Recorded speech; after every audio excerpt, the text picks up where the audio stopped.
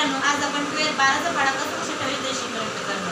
आपला 12चा पाढा लक्षात ठेवण्याचे नियम कोणते आहेत मित्रांनो, तर लेफ्ट हँड साइड रूल म्हणजे डाव्या बाजूचा रूल म्हणजे या साइडचा रूल काय मित्रांनो 3 टाइम्स +1 म्हणजे 3 वेळा काय करायचं +1 करायचे आहे आणि नंतर काय करायचं +2 करायचं आहे. 3 वेळा +1 एक वेळा +2 आणि पुन्हा मग रिपीट म्हणजे पुन्हा हे प्रोसेस रिपीट करायची आहे. म्हणजे पुन्हा मग +3 आणि एकदा +2.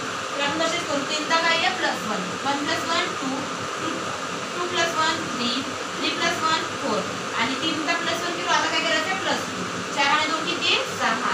पुन्हा मग हे रिपीट करायचं आहे. 6 आणि 1 किती 7 7 आणि 1 8 8 आणि 1 9.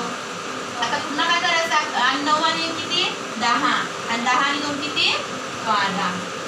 आता काय करायचं या साइड राइट हँड साइड काय मित्रांनो 3 time +2 and 0 and repeat it म्हणजे 3 वेळा +2 करायचं आहे नंतर 0 लिहायचं आणि ते पुन्हा तसेच लिहायचे खाली.